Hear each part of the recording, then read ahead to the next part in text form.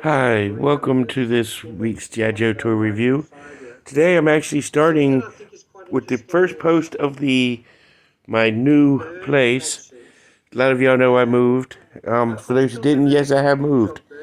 Unfortunately, this is the first video in my new place, and it's also the first videos without my little cohorts, uh, Alexa, the Diva, and Leo and Care Bear, because unfortunately I had to send them to the animal shelter because I couldn't bring them with me where I'm at. Um, my upcoming Transformer videos will have them in it. Um, so you'll get to see them for some last times here in the next couple of weeks on my Transformer episodes, but not in the G.I. Joe episodes. Uh, all the way through Dinobot month in October, you get to see the little ones. But this is my first G.I. Joe video in my new place. This is how we're ending the month of August. And today's video will be on the 25th anniversary Gung-Ho. And but before we get to Gung-Ho, let's do our shout-outs of the week. First is at 48 South Loudon Street, and a little place called Back to the Media, which focuses on video games from all the way from the Atari up to current systems. You get little arcade games, you can plug in your TV and so forth and so forth. You can also get Funko Pops and, records and CDs and all that other stuff. So go ahead and definitely check it out. And you can check them out and get everything you need there, media-wise. But speaking of Funko Pops, if you're interested in other Funko Pops that Back to the Media does not have, you can go to 115 South Loudon Street at Time Travelers Toys and Collectibles, where you can get other forms of Funko Pops as well as G.I. Joe and Transformers. And actually, this was actually part of a 5-pack that was actually purchased at Time Travelers. Was a gift from a birthday gift for me, because my birthday was on the 15th. And actually, I think I did Braun on my birthday, I believe. I may be wrong. It may be Perceptor. I don't remember. But definitely check that video out. And you can also get this came with like I said, in a 5-pack. It also came with Duke, Scarlet, and another version of Snake Eyes, a Roblox. So I was kind of glad to get this as a gift.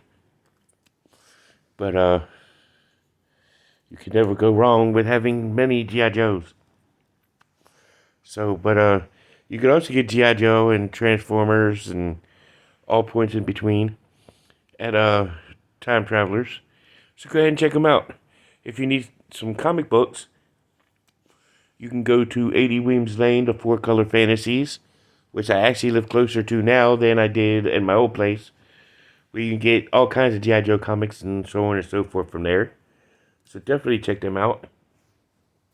I am actually doing this on my bed, so let's review on my bed, so please bear with me.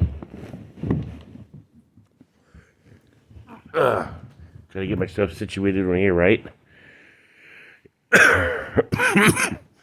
But here we go. Sorry about that. But if you need counseling of any sort, you can go to Healing Grace Counseling Services on 133 West Pascown Street, Suite number 10, and check out Robert C. Brown. Or you can check out on Front Royal Pike, Northwestern Community Services. So definitely check them out, either one out for all your counseling needs. But if you live in the Winchester, Clark County area, you could go to the Bank of Clark County and check them out. They got a great lineup of awesome things they could do as a bank. So go ahead and check them out. But let's get to Gung-Ho. We're going to start with Gung-Ho, as we usually do, with all our G.I. Joe stuff, by starting with the file card. It's got a good picture of Gung-Ho right there. Marine, codename Gung-Ho. File name, Lafayette. Etanine R. Primary military specialty is Recondo. Secondary military specialty is jungle warfare. Birthplace is Fer de Lance, Louisiana, which ironically is actually not a real place. Usually they do list real places on file cards, but unfortunately for Gung-Ho, his is not a real location. His grade is E7, which he's a sergeant. And it says, born into a large back swamp Cajun clan, Gung-Ho moved to New Orleans and won a reputation as a bare-knuckle brawler and knife fighter to be reckoned with. Joined the Marines at 18 and graduated top of class from boot camp at Parris Island. Attended airborne school, recondo school, and Marine Ordnance School. Qualified expert all NATO infantry small arms and most Warsaw Pact infantry weapons, and the XM-76 grenade launcher. His team members say all Marines are crazy, but Gung-Ho is the hairiest, scariest, craziest jarhead that ever scratched, kicked, and bit his way out of that hole in the swamp they call Parris Island. You know, that's pretty cool little story on Gung-Ho. He is kind of a, hardcore, straight up Cajun Marine. At least he was in the cartoon and the comics. But let's take a look at his accessories, starting with his figure stand. Upraised G.I. Joe logo, codenamed Gung-Ho on the front. And then he also has his little handheld pistol, which goes to the sleeve on his leg. He also goes with this shotgun, which is somewhat articulated. We can go like that, where you can actually look like you can load it, which is pretty cool. And he also comes with this backpack in his aquamarine looking color. But it is highly detailed. I kind of like it. I think it's a cool looking book bag, or backpack, or whatever you want to call it. So let's take a look at Gung-Ho. He's got his Marine cap on, mustache. Kind of got that chin sticking out. Kind of got that Sergeant Slaughter chin. This actually somewhat looks like a Sergeant Slaughter head, but, all in well. But as you can see right here on his chest, he's got the Marine logo right there. And he's got his aquamarine vest on with a green grenade right there. He's got some ammo arm patches. His aquamarine camouflage pants. There's his holster for his pistol. And I guess this is pouches for extra ammo. And his gray boots. So let's take a look at the articulation. He can swivel his head a full 360. He can raise his arm that high. He can rotate the full 360. Bend at the elbow. Swivel at the elbow. He can swivel at the wrist. All typical G.I. Joe, typical 25th anniversary and up figures. He can partial split. Leg can raise to about here. Double knee joint. Ankle pivot. As well as swivel at the ankle. Pretty awesome look. But this is Gung-Ho. And very cool looking figure, if I must say so myself. So let's take a look at him all geared up. So here's Gung-Ho all geared up, ready for battle. My bed's kind of off center, so I try to do my best in holding him. But this is a great figure to have. There you go.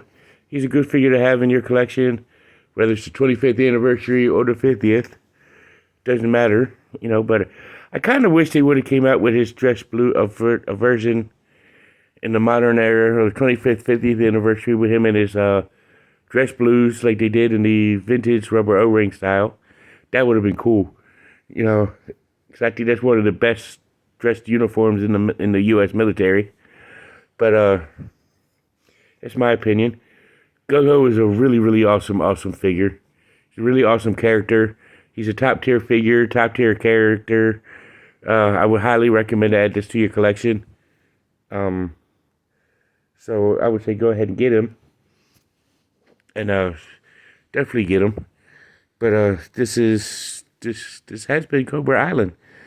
And this is Gung-Ho, and tune in next month as I do a Decepticons month for September.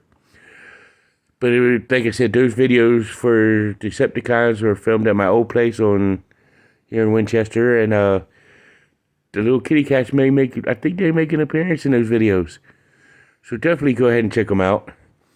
And next month for G.I. Joe, we are also doing Vipers Month, which will be held at my new current residence. And the kitty cats will not be in them. But go ahead and check them out. And this has been Cobra Island. And now you know, and knowing is half the battle. See you in the next one.